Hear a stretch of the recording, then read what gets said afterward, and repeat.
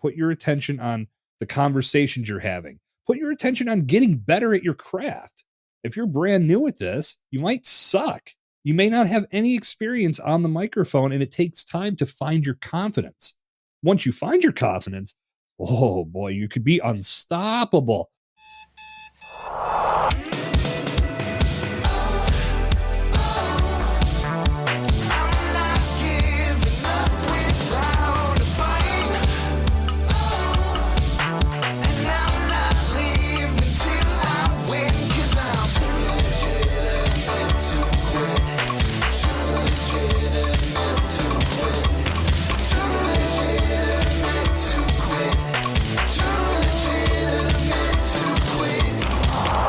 Welcome to Too Legitimate to Quit, instantly actionable small business strategies with a pop culture spin. I am your host, Annie P. Ruggles, and my guest today is the brilliant Jason Cercone. Jason Cercone is a personal brand architect, creator, and podcaster. He helps entrepreneurs, leaders, and professionals leverage the brand building power of the podcast medium to establish authority, increase visibility, and accelerate personal brand growth. He also hosts Evolution of Brand, a podcast featuring authentic entrepreneurs and professionals sharing inspirational stories and tactical brand building strategies to help you succeed in your professional pursuits. Jason, my dear, we just met, but we have had a rollicking pre-chat through football, fantasy football, the entire HBO extended catalog, Italian Americans, the douchebag known as Christopher Columbus. But before we get into any of that and our pop culture topic, which I have been waiting for 2 freaking years, I got to ask you the most important question of the day, which is, what do small business owners need to focus on this week?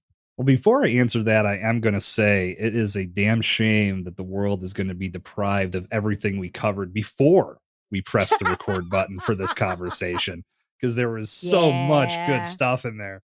Small businesses today and every day going forward need to be focused on what they can control.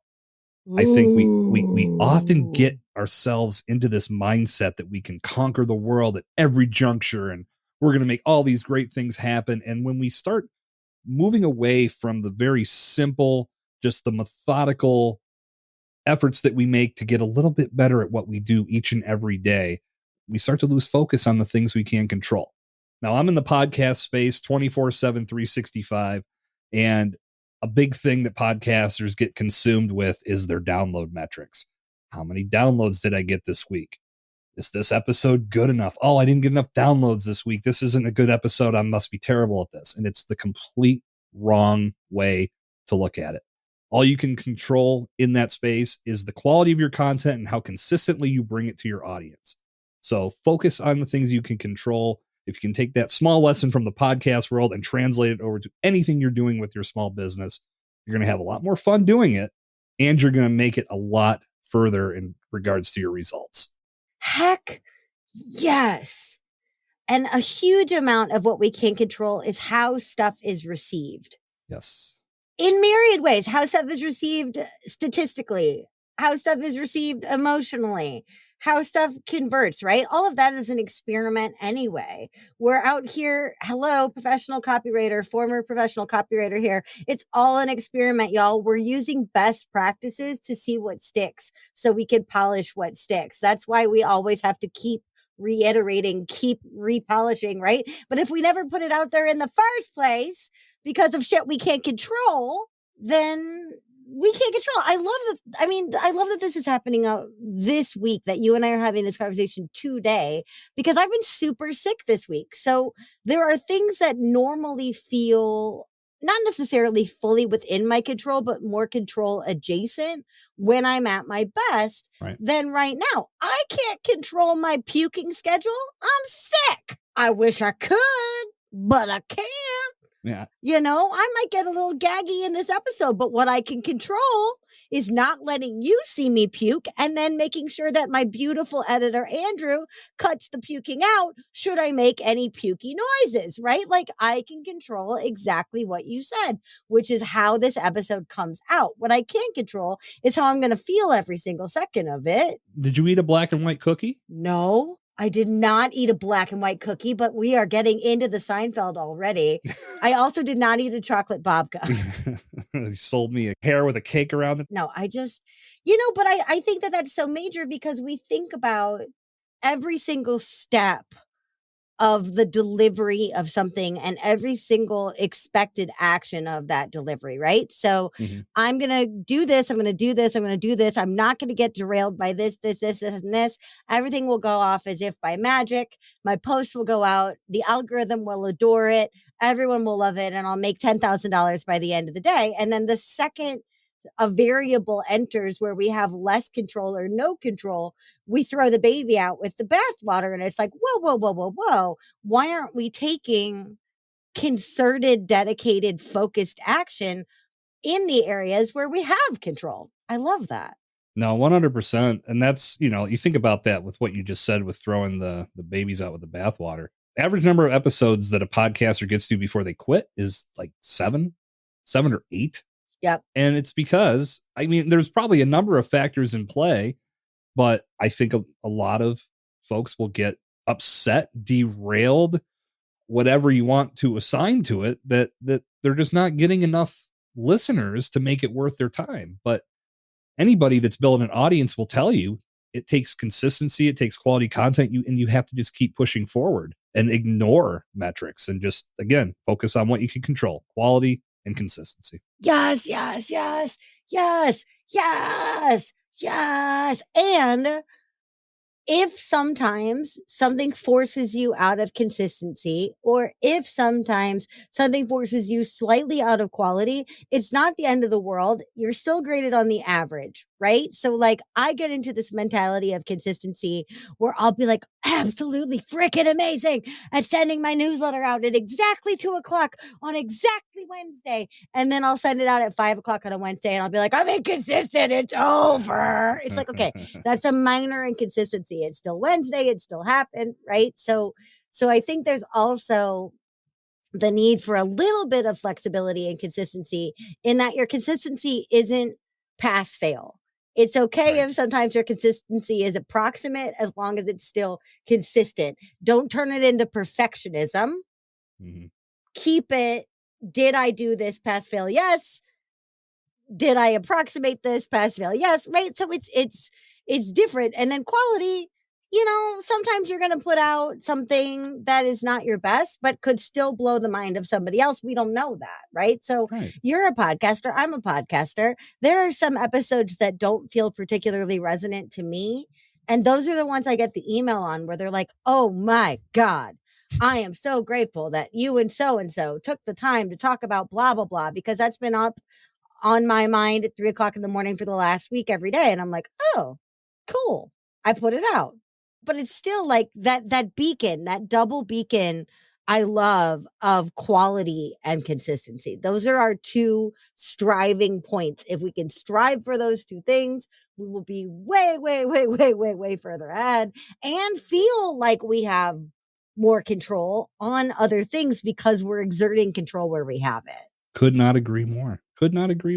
So one of the things that's really tough for me on this thing and the idea of stuff that we can or cannot control, I have a really big problem with expectations and not expectations of others. I think therapy has kind of talked me out of that. And yet when I'm hungry for control or I'm searching for control, one of the ways that I validate or invalidate my current feeling of control is through expectations. And I think for me, that's where I see, with the pod fade or the 7 episodes or this or that, is because it's really hard to level set expectations on something like podcasting. Because what's the average download for the 8th episode of a podcast? That number does not exist. Well, it exists, but it's nothing you're going to be happy with. That's why if I'm talking to a brand new podcaster that's super jazzed about getting into podcasting and they're ready to do this, I try to keep their attention there, and I will tell them, do not look at your metrics for 6 months. I want you to keep this mentality that you have right now in this conversation, because that's going to keep you passionate about this project. It's going to push you forward as you create more content, because you have to get the snowball rolling downhill. And if you go and look at your metrics after your 4th episode, there's nothing in those numbers that's going to tell you anything important that will make you feel good. No. And when you start with this project, more than likely hitting a metric wasn't one of your driving forces. Right. So do not put your attention there. Put your attention on the conversations you're having. Put your attention on getting better at your craft. If you're brand new at this, you might suck. Yeah. You may not have any experience on the microphone, and it takes time to find your confidence. Yep. Once you find your confidence, oh boy, you could be unstoppable. Then nobody could shut you up. My God. Exactly. But it takes time to get there. And the more comfortable you get on the microphone, the more comfortable you get with your subject matter, and the more comfortable you get having these conversations with epic guests and just letting these organic conversations unfold, that's going to create that quality content that you need. Nothing in those metrics is going to help you with that. So don't look at them right out of the gates thinking the world is coming to listen to your podcast, because it takes much longer than 7 or 8 episodes to really gain that traction. Well, even then, there's too many freaking variables, right? Absolutely right. Okay, I have a good download day. I can explain that 97,000 different ways, or I could shoot holes in that 97,000 different ways. Mm-hmm. And I'll probably be correct, but I won't know which one of those 97,000 is correct because it's not provable. I can't be like, oh, yeah, yesterday's newsletter did so much better because I put a question mark and an exclamation point in it. Okay, good theory, Annie, but you're a marketing strategist and you cannot prove that. Right. Sorry, not provable. No. And again, we think about, to go to the download metric again, I think that what we lose sight of is, we've created this catalog of content. At least that's what we're creating as we go. The more episodes we add to that catalog, the more opportunities we have for somebody to stumble upon our show, fall in love with it, and then go start binging everything they haven't heard yet. But we have this fresh, polished Hope Diamond that we're putting out this week. And everybody is going to love this episode. And this is going to be so great. And we're going to promote the shit out of it. And everybody is going to love what we're doing. And then 2 days later, that's history now. That's old news. I got to put all my attention on next week's episode. Got to get a new Hope Diamond. Yeah, exactly. And it's just like, so like next week was the episode you just produced the week before not as valuable? Yeah. Unfortunately, some people think that way. And their attention is only on what this week does. No, like you're creating this catalog of episodes that people can find at any point and listen in any order. That's the beauty of on-demand content. They can find you. You could be on episode 212, but they find episode 31 through some random search and they go, holy shit, this is great. Now they keep listening to everything else. And then they caught up and now you're getting all these downloads for episodes and it's contributing to the entire growth of your catalog. See, there's a reframe right there. Any individual piece, or for podcasters, any individual episode is not your Hope Diamond. Your catalog is your Hope Diamond. Mm-hmm. Right? It's not even about the Hope Diamond. It's the crown jewels. We got a buffet, baby. But we have a buffet of, again, consistently offered quality things. And we're not just talking about podcasting, y'all. People that don't want to be podcasters, number one, why don't you want to be a podcaster? We should talk. Number two, though, on all of this, like, if you're a blogger, it's consistent and quality blogging. If you're an author, it's consistent quality writing. If you're a video maker, it's consistent quality TikToks. I don't care what it is. Consistent quality tweets are better than nothing, y'all. So whatever the output is up to you. But no matter what, that consistency and that quality is building a body of work, not just one individual piece. And I think that that's so important that you brought that, because when I bring a level of preciousness to any individual piece of my work, I'm almost always let down by the reception. Yeah. Almost always. Right. Can't So live like up to if the we hype, were right? right, can't live up to the hype. We were okay. Hold on. One of the things that we were talking about, and this is not a Sopranos episode, but we will be having a Sopranos panel, is we were talking in our epic pre-chat about how the new Sopranos prequel movie could not possibly live up to its hype, even though it had good features. It couldn't possibly live up to its hype. Don't do that to your own brand. Don't tell people ahead of time, this is the single most important thing I've ever written. Number one, that's not for you to decide because that's in the eye of the beholder.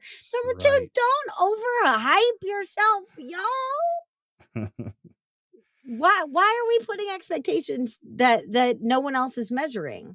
Well, I think a big part of it, and this may not even be something that's intentional in what we may be thinking about, but we want viral content, right? We want something to click. And I think we sometimes fall into that trap of trying to manufacture that. Yeah. What can we do today that's going to go viral? You can't answer that question. Nobody can.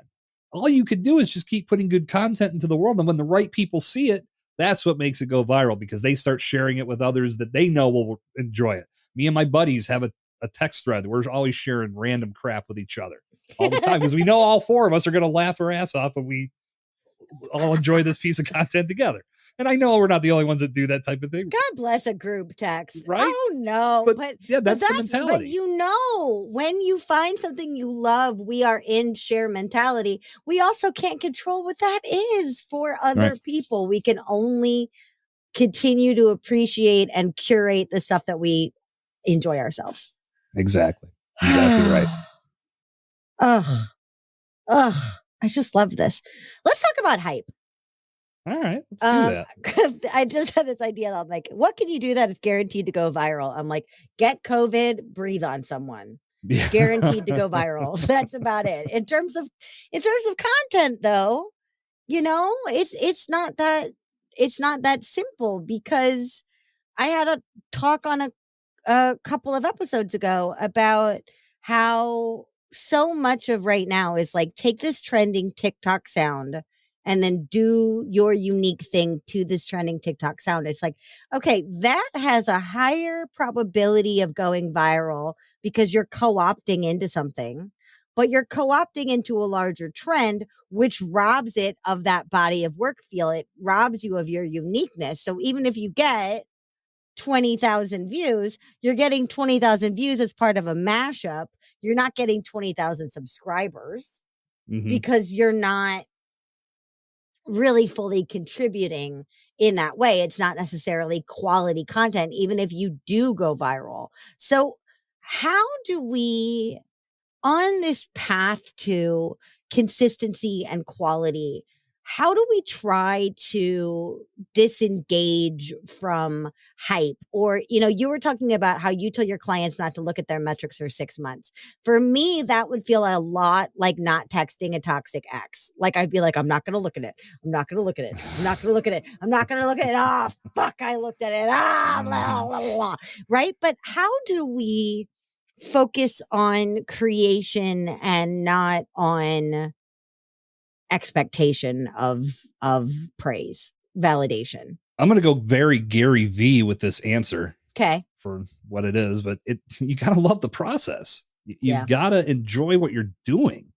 If you don't enjoy what you're doing, that's the thing. I'll take my life as an example. I friggin' love podcasting.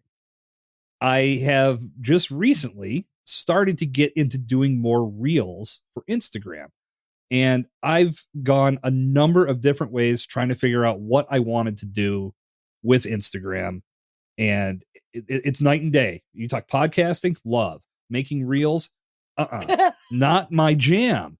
Making reels, giving myself a root canal, same part. This was the pit that I was falling into because I get probably too analytical than I need to when I really want to attack something because I want to learn what's making this so popular. Why are people into this? And I'm watching some of the dumbest shit as I go through these reel feeds.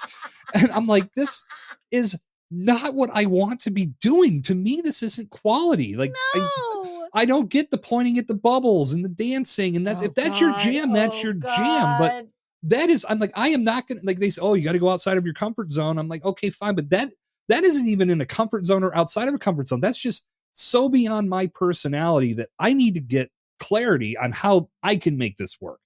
And I have a friend who had transitioned into being a content coach. He grew his following like tremendous. And highly, his name's Travis Brown, at Travis Brown on Instagram. Go follow him. His content's incredible. Hi, Travis. He's the man. Come be on the show, Travis. But he grew his following from like 2,500 followers to over 100,000 in 8 or 9 weeks. Holy shit. He killed it. And it was one of those things. He even got, got accused of buying followers and things like that. And I knew he would never do that because him and I had talked about these type, like, we don't do stupid shortcuts like that because they never work. It never works, and it screws your metrics for a whole year. How are you going to start tracking growth when you stop buying leads? You're going to be like at 99% down every single month. Don't do that to yourself. I just said, what I need to do to get a coaching session with you? I just want to get some clarity on this. And he said, listen, you're a buddy. I just, let's get on a call. And we did. And we talked through some things, and he made me see some things that I wasn't necessarily looking at. And it's all about how you adapt your content and how in what you're presenting to the world. You don't have to do what Instagram and TikTok is telling you as a trend to get your content over, because he wasn't doing that. He was doing his thing, and he knew once things started to pick up steam and momentum that he was on the right track. So he just doubled down on those types of videos. And that's a big thing that a lot of us forget.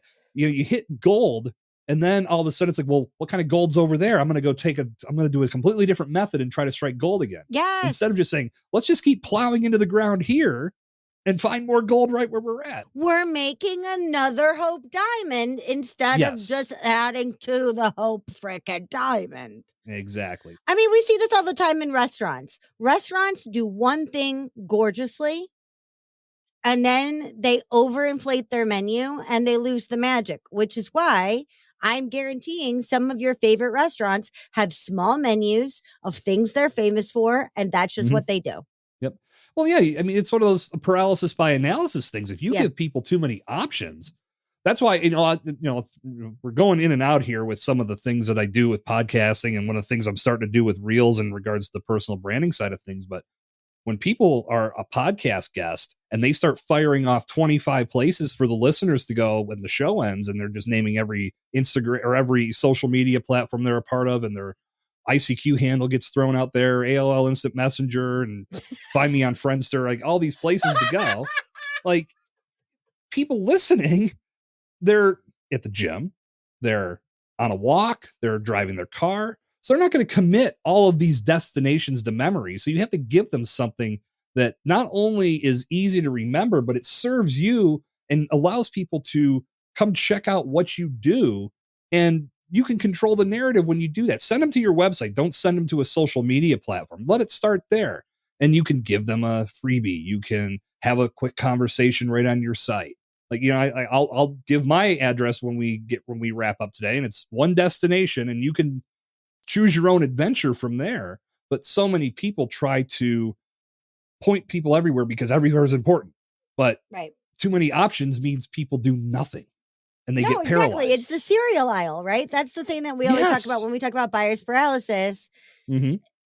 Especially if I'm doing something new or scary, I don't need added resistance. I don't want to go in to buy cereal for my godson, not knowing what he likes, and just know that he likes sugary cereal that I didn't get to eat as a kid, and be like, what the hell am I going to buy? There's 2 aisles of cereal. Don't do that with your calls to action. Give me one thing. At least let me know, okay, he really likes chocolate cereals. Brands don't matter. Okay, cool. Then I'm just going to grab the one with the box I like because I have permission to do that, right? But without any direction from you, a wide open landscape is not what we want. It's the same reason why I tell people not to put too many exit ramps, meaning calls to action, on their landing pages or sales pages. We want them to take an action we cannot distract them with too many options from taking that action. They don't get around to it. They get around to going and doing the other thing. So like, I don't put links to my podcast on my sales pages.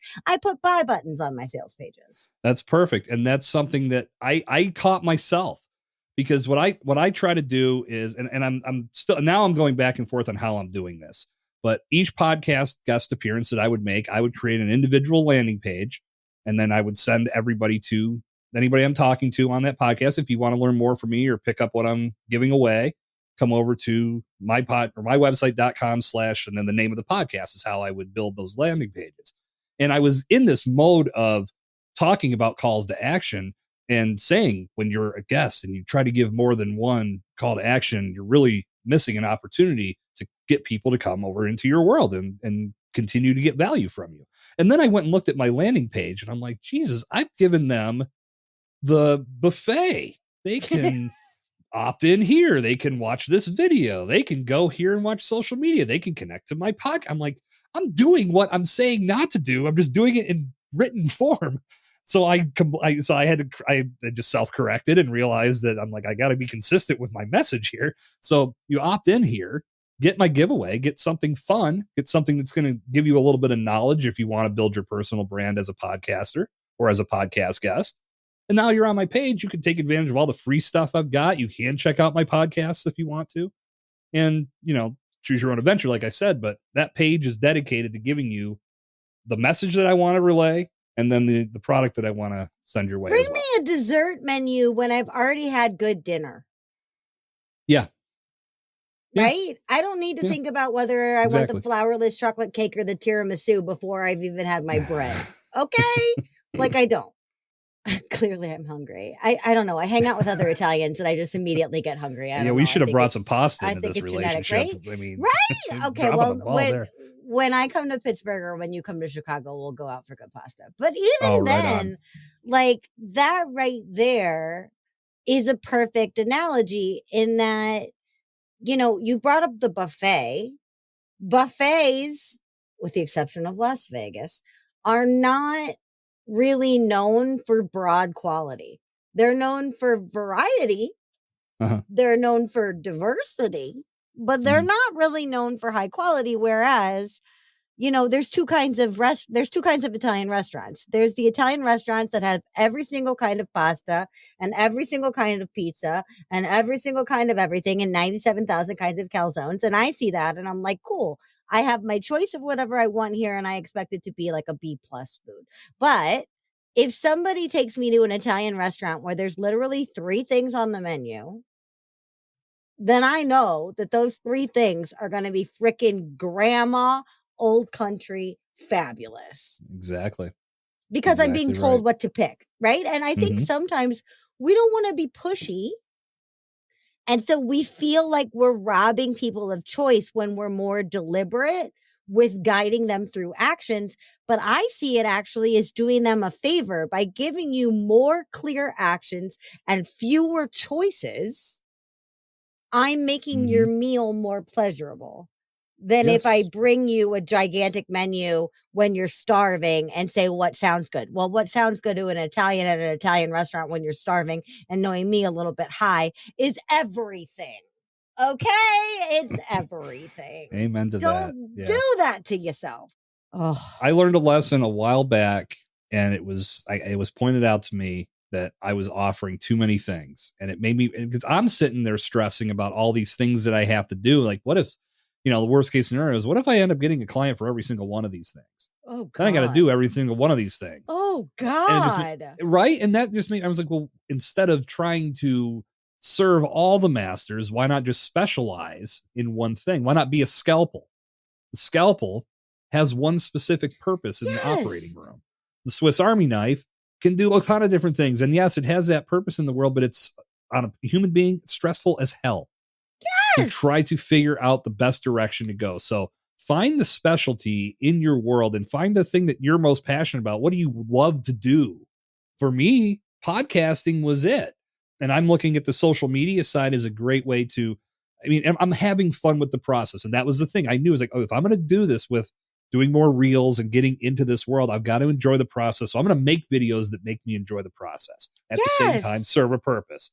But I'm not trying to do videos on TikTok, videos on Instagram, videos over here, LinkedIn today, Facebook tomorrow. You will drive yourself insane trying to put a presence everywhere. Remember when Michael Jordan played baseball? Well, yeah, that was another story. But like I said, well, I'll say this real quick, and we can get into Michael Jordan playing baseball. I mentioned Travis before. This was one of the big things that he started well before he blew up. He got specific. He said, "I'm going to do everything on Instagram. This is where I have fun. This is where I'm having good times communicating with people, and I'm getting my brand out there. So I'm going to put all my attention here instead of trying to be everywhere." And that's another thing I feel a lot of us try to do is if you have a team, bring Gary Vee back into the conversation. He's got a team. He can repurpose this. He can make this content. His team can repurpose it and spit it out on every channel on the internet. If you've got that at your disposal, great. Most of us in the solopreneur world don't have that type of bandwidth, time, energy. Find the network that you love and put your emphasis there. That is going to allow you to enjoy the process, stay passionate about it, and find something that you will engage with yourself. That's very important. Yes, because then you don't have to willpower yourself into doing your consistencies. Exactly. You can just build a habit like you would build any other habit, and then understand that you have that routine in place for days when you're not really feeling it. Mm-hmm. I love that. I freaking love that. You're a genius. All right, genius. I brought you here today, master of my domain, with so much glee to talk about something that my producer / editor, Andrew Sims, and I have been waiting for since the inception of this podcast. Oh my God. Jason, my brother in pasta, my paisan, my cousin, my lover of HBO and football. Vandelay, imports and exports. What the heck does any of this gooey goodness about control and capabilities and serving and purpose and loving the process and going viral and hype, what does it have to do with black and white cookies and chocolate babkas? What does it have to do with Seinfeld? If you want to talk about quality consistency, once they found their rhythm on that show, every week was quality and it was consistent. You knew they were, I mean, especially towards the end, the last probably 3 to 4 seasons, you knew you were going to get something so random and so ridiculous. You just couldn't help but laugh your ass off and look at these situations saying, who does this happen to? And I mean, and I know in my love of Seinfeld and everything that went along with that show, I'd heard an interview with Jason Alexander saying that at the beginning with some of the things he was doing, because that was Larry David. And that was like, he was playing the Larry David character. He's like, who would this happen to? This makes no sense. And Larry, it happened to me. And he could tell him the story. And that, and Jason Alexander's like, oh yeah, okay, I'm playing him. This is who my character is. And then they put it out there and everyone is like, George Costanza. Like, we all Spartacus about it. We're like, I'm George Costanza in this moment. Yes. I am Costanza-ing hardcore. But you're totally right in that my husband, I don't know how, got through his childhood without Seinfelding. I do not understand this as a human. Like, I have seen every episode of Seinfeld 652 times. So like, I didn't get this. But he had it built up in his head that he wouldn't like it. I do not know how. And so I think due to the relentless badgering of my mother and I, we got Ryan to start watching Seinfeld. And just like you said, once he got it and once they found their rhythm, he was hooked. And so I had the experience of watching Seinfeld with someone watching it for the first time. And it was exactly what you said. Every single episode of Seinfeld is a classic. And I caught myself doing this thing where like an episode would start and within the very first second, I'd be like, it's this episode. This episode is the best. And I said that every single time. And it reminded me of when my favorite kid, when Big Hero 6 came out and I was watching him, I think he was about 6 at the time. And he was like, he kept saying to me, Annie, this is my favorite part. Watch. This is my favorite part. Every single episode of Seinfeld is my favorite episode of Seinfeld, except for the last one, of which I do not speak. But that's right. That's consistency. That's consistency over time. Absolutely. Right? And I mean, if you go back to the very first episode, it wasn't that great. I mean, it really wasn't. But I mean, it was also 80s television. The quality it was just good wasn't for a show about nothing, you know. Well, but yeah, but I don't didn't even think know what a show about nothing was. Well, I don't think there was a lot of things clearly defined when that first episode came out. For one, it was called the Seinfeld Chronicles. It was not called Seinfeld. Right. Kramer was still Kessler, which was the character he's based on. He called him Kessler when he comes in to tell him about the Mets game. So there was a lot of holes in that. And I mean, it's a pilot, so I get it. There's obviously going to be things that change. I mean, the place where they went for coffee wasn't the same either. No. So things change, obviously, as they got picked up. They were able to make these improvements. But yeah, I think that when they first started, they had a premise, but what it became is what makes it epic. Yeah. Because those initial episodes did follow more of a sitcom type of flow, but as it progressed and evolved, just the random things that would be happening to each character, some of them were interwoven, sometimes it was always separate, but it just got funnier and funnier as they found their rhythm and just found what people were responding to. And as they owned the imperfection of these ridiculous characters. Yeah. And the normalcy of things. Like, once they really bought onto the show about nothing, they showed us that anything can be funny. Anything can be funny. I agree. I mean, did you happen to watch, and it's sort of off subject, but it's not at the same time. Nothing is really off subject on this weird ass podcast. On Curb Your Enthusiasm, they did the whole season based around the Seinfeld reunion. Yes. And the whole thing was based on the fact that they kept telling Larry David, what we gave our fans was garbage and we need to do better. And that was really, I think, what motivated them to come back and do this reunion episode. Yeah. I don't feel as strongly about the last episode as a lot of people do. It's the same thing as the Sopranos movie. It could not possibly live up to the hype. It's the entire last season of Game of Thrones. Y'all, when fandom overhypes shit, we have problems. Yeah. It can't. How are you going to take that show and wrap it up perfect? I don't know how I would have done it. I couldn't have done it any better. I look at it as it was an homage to the ridiculousness that they created. And it was they had this way of, not only are we going to be able to relive some of this ridiculousness, but we can get every character that was impacted because of this ridiculousness that's outside of the group of four back onto the show to make a cameo. Yeah. You think they rolled in the Soup Nazi and they rolled in Babu and Terry Hatcher and everybody's just popping up out of nowhere. And yeah, like, to me, I'm like, it's about as well done as it could be, but it was a kind of a dumb premise. Like, George's mom really went back and did services for the judge so they could get a reduced sentence. Are we to believe that's what just happened here? I thought, and I don't know why, I was a kid. My dog was named Kramer at the time, so I was hardcore. But nice. I used to slide into rooms and I was like, oh, perfect. I thought they were going to come back at the end of their prison term. I thought they were just taking a break. Like, I went into that conspiracy theory hole. So like 4 years later or whenever they were supposed to get out, I was like waiting for a new Seinfeld. And then Julia Louis-Dreyfus was on a totally different show. And I was like, well, how is this going to work? Like, I don't know. Yeah. No, especially with that line of, it's just a year. We'll be back in a year. Yeah. I remember because me and my friends had a party we were seniors in high school and we had a party for the final episode of Seinfeld. And that's what a few of us are like, okay, it's only a year. They'll be back in a year. Thank you. I'm so glad I wasn't the only person who thought this. No, I'm like, they'll be back. Not. No, they will not be back. They will be back kind of in Curb and that's it.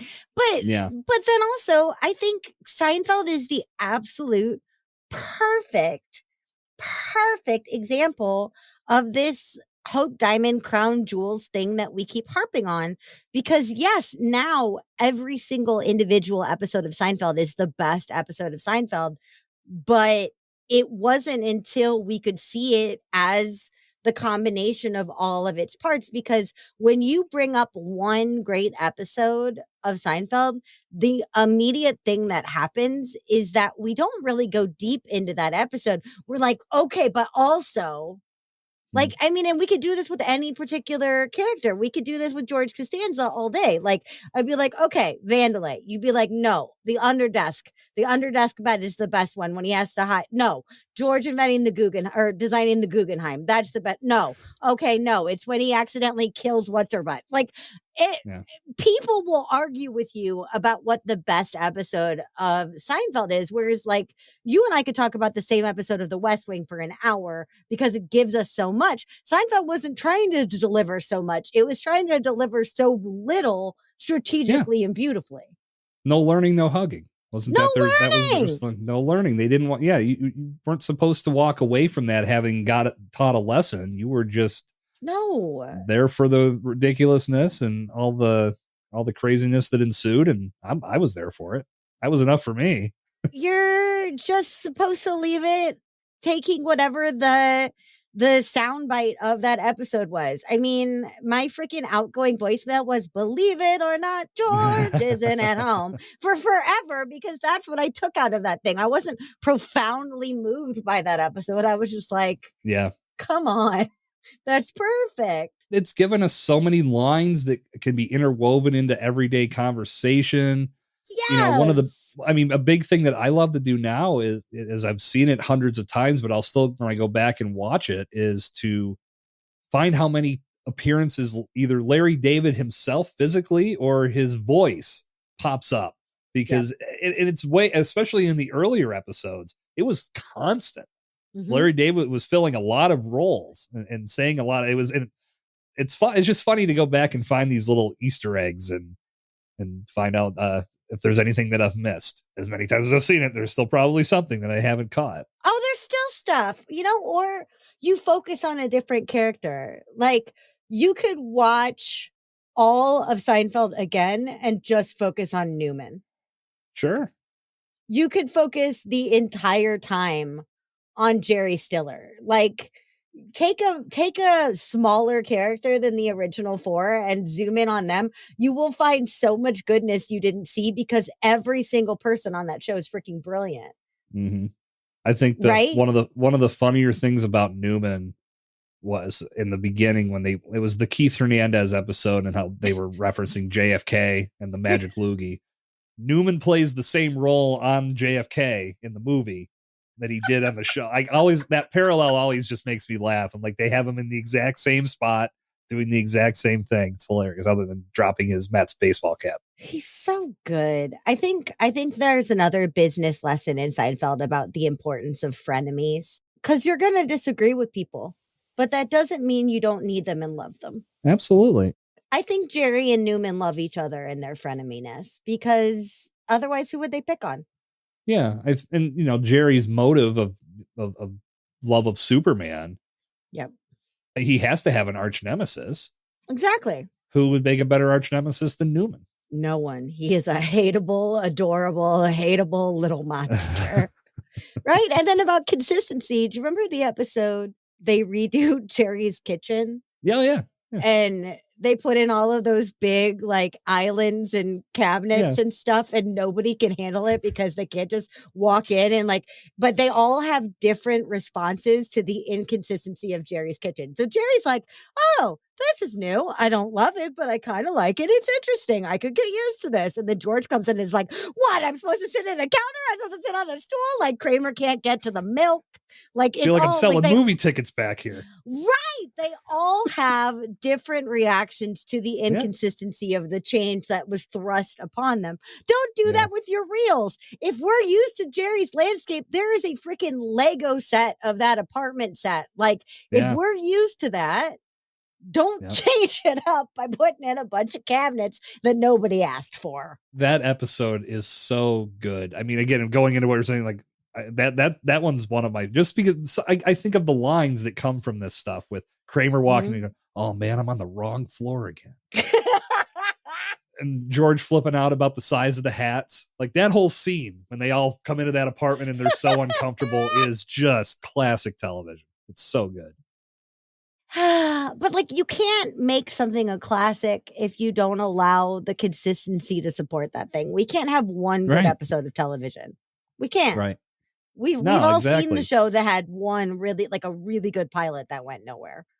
We've also all seen shows that, I mean, Parks and Rec, the whole first season, notoriously not that great. See, I disagree. I disagree. What? I disagree. I enjoy the first season of Parks season and one. Yes. Okay, heavily enjoy. Like as much as it's the not rest as of the good. I mean, series? that was the thing. That what I've always said. I'm here now on Parks and Rec, You're a which was another one I was crazy going to man. suggest we could talk about along with The Office, but I figured Seinfeld will stay in that domain. Yep. The Parks and Rec character development is probably better than any show, any Agreed. sitcom, because every single one of those characters had an arc that was through the roof. Right. And you think of how far Ron Swanson didn't really have an arc. They didn't wasn't even really grow. I guess it was more of a plane. There was like a steady upward, like you just kept falling more in love with these characters.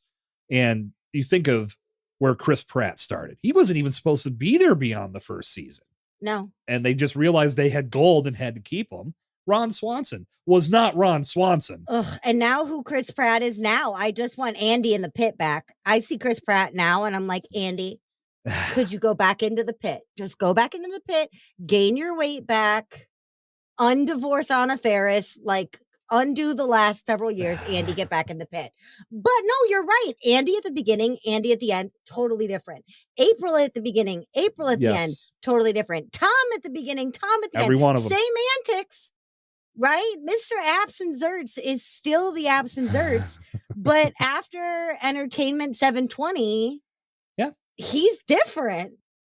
Well, and they all had that common thread of how Leslie Knope impacted them and set them on this path to growth and evolution and just getting better at what they do, because it was the work ethic that they saw with her that whether they agreed with it or not was pushing them forward and making them realize that they had this good within themselves. So boy, are we getting super deep on Parks and Recreation. No, we're not, though, because this is really your point is still super Seinfeld interesting in that there's something to your greatest hits. However, because we are so used to character arcs now, I'm curious if Seinfeld, which still holds up and is still wonderful in every way, if a show of unlikable characters doing terrible, stupid things without learning anything would still have the same appeal, because George Costanza is making George Costanza mistakes, episode 1 and episode 100. Yeah. Same mistakes. Jerry Seinfeld is making the same mistakes he's making in episode 1 as episode. Kramer has the same quirks. Elaine has the same quirks, and she never learns how to dance. She dances terribly episode 1. She dances terribly at the last episode. Like, it just happens. Also not true. What?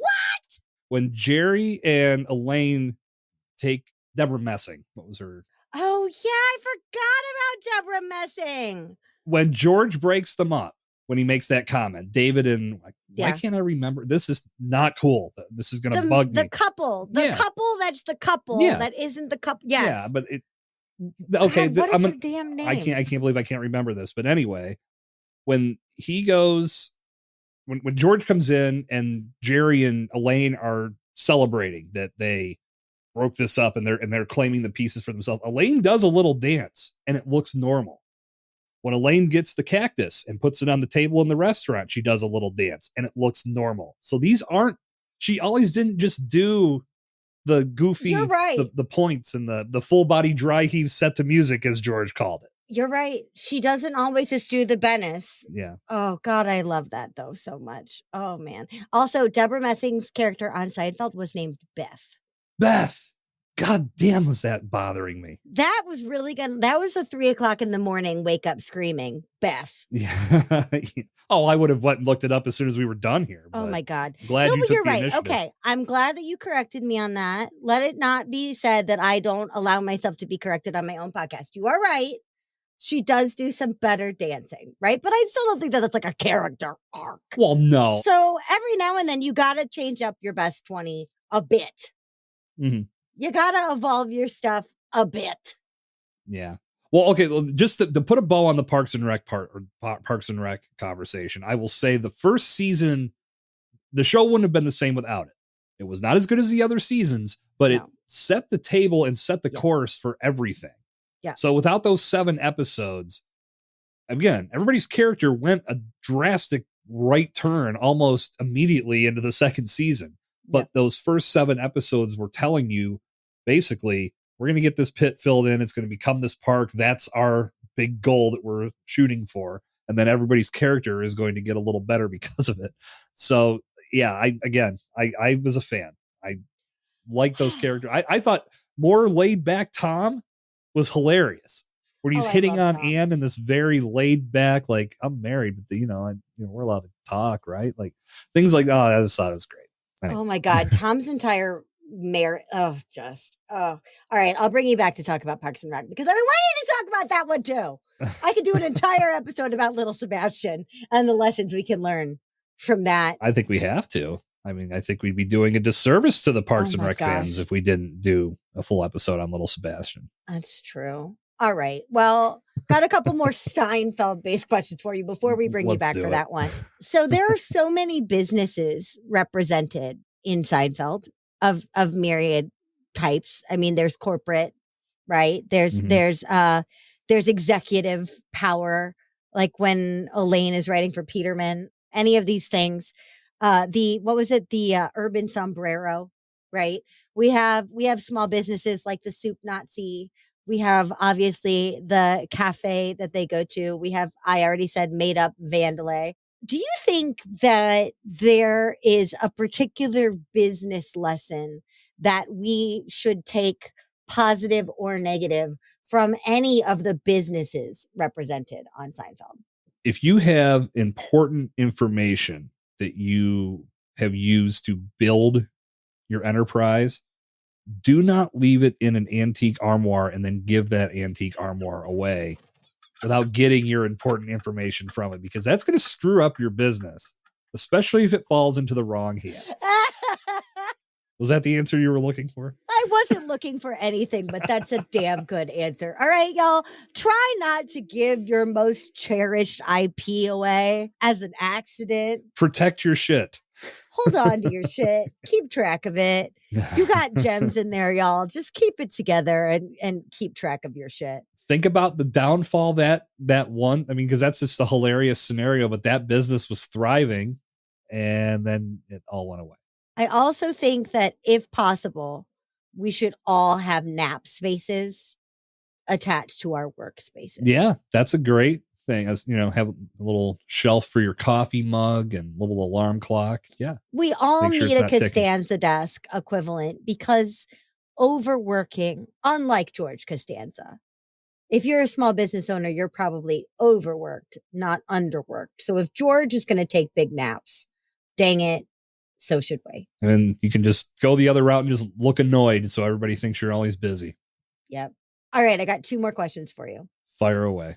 My first question, we'll stay on the Costanza train because I feel like as a kid, I didn't really, and neither did Jason Alexander, right? He was like, why would anybody like this guy? Why is he doing this? What is he doing? I feel like as a kid, I was like, oh, George, he's so uncomfortable. And now as an adult, I'm like, we are all George Costanza. I'm George Costanza. You are George Costanza. We are all George Costanza. So being all George Costanza, I read your bio at the very beginning of this show, but I would like you to just utterly lie. George Costanza was the lead architect behind the Guggenheim and did all of these really incredible things. So Jason, on top of all of the actually impressive stuff that you've done, let's start a rumor right here and now. What is a claim to fame that we're just gonna start right now? I was the originator of the blueprint for Augusta National, where they play the Masters every year. Amazing. I designed that golf course with no help. I actually mowed all the greens all by myself as well, because I felt there was no one capable of reaching the level of perfection that I was looking for as I brought that golf course to life. So every year they play the most prestigious golf tournament at this course, and I did it. It's all me. So if you're watching the Masters, you can think about me. That is so totally small world ironic that happened, because I was the first person to hit a hole in one on that course. Get out of here. No way. That was you? Yes, that was me. There's a picture of me in the clubhouse next to the women's bathroom. Totes. What club did you use? I totally used a 3-wood. I thought you used your putter. No, God, no, I'm not that good. Well, there was a story that somebody hit their putter off the tee and got a hole in one. I think it was on hole 12. I think that would be Happy Gilmore. Oh, I okay. think his name was Happy Gilmore. That guy. But no, I used a 3-wood like a responsible, respectful golfer because I admire all the work that went into your course. There you go now. We went from Seinfeld to Parks and Rec to the Masters with a detour into pasta. I could talk to you for frickin' years.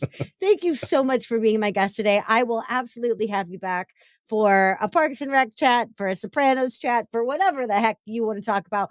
I don't care. We could do a whole episode about pasta. Doesn't matter. But Jason, what is the best way for our listeners to come into your world now that they love you as much as I do? Well, I got to say, Annie, this was an absolute blast hanging out with you and talking with everybody today. So if you are interested in a great podcast about branding, you can come check out Evolution of Brand. That's my show. You will be hearing Annie on there as well at some point in time. We're making this happen. And we don't typically get into the pop culture information. So this was a phenomenal escape for me to be able to just sit and geek out about some of my favorite TV shows and movies and whatnot. And also go to jasoncercone.com/podcast love. If you're looking for a great way to take your brand to the next level and you want to do so through the podcast waves, whether you start your own show or you just start being a guest on shows, either way works. Really just comes down to what your brand objectives are. And I would love to talk to you about how we can make that happen. Heck yeah. Well, these pretzels are making me thirsty. So I'm going to get a little water. Jason, thank you so much for being my guest today. Well, Annie, thank you again. And I will say for everyone listening out there, if you've gotten to know me over the last hour, as you maybe go check out my website or join me on my podcast, you'll learn that if you take everything I've learned in my life and condense it down to one day, it looks decent. That was a good mic drop. Little Costanza at the end for everybody. I will be back in just a second with my final thought and your homework for the week, which I'm going to try really hard not to just make a bunch of Seinfeld puns, but no promises, y'all.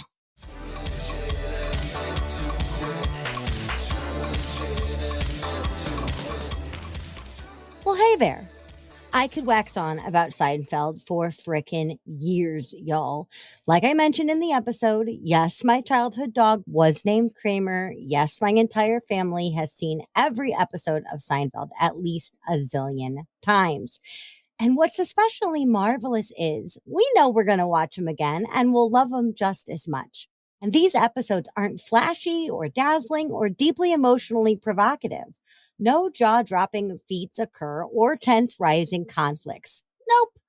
Jerry forgets his girlfriend's name. George doesn't want to work at work. Kramer puts a hot tub in his apartment. Elaine gets her nails done. Normal people stuff.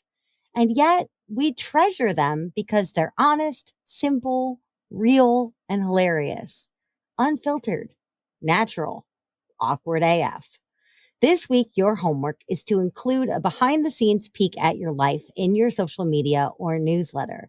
You do not need to dance in a reel. I repeat, no dancing required, Benesses.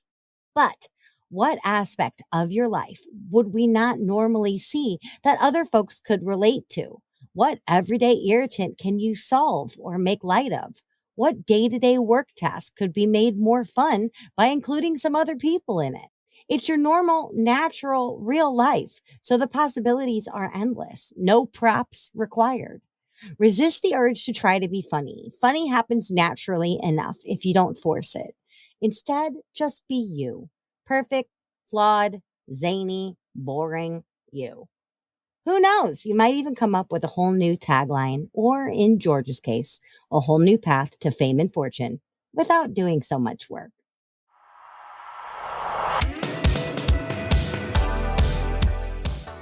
Hey, thanks for listening. Too Legitimate to Quit is brought to you by the Non-Sleazy Sales Academy and me, your host, Annie P. Ruggles. Listen, we talk a lot about marketing on this show, and that's because I fully, earnestly believe that every dime and every moment we spend marketing is totally worth it unless we turn around and sabotage ourselves at the finish by refusing to sell and sell beautifully. Why? A lot of us have a misconception of what selling actually requires of us or who it needs us to be. Please give me the opportunity to help change your mind at www.nonsleazy.com. That's NONSLEAZY.com. Big shout out to the fabulous dudes who helped make this show what it is. My producer and editor, Andrew Sims of Hypable Impact, my composer, Riley Herbastio, and my show artist, Francois Vigneault. They're all fabulous, and I'd be glad to introduce you. Until next week, just do your best, and remember, you're too legitimate to quit.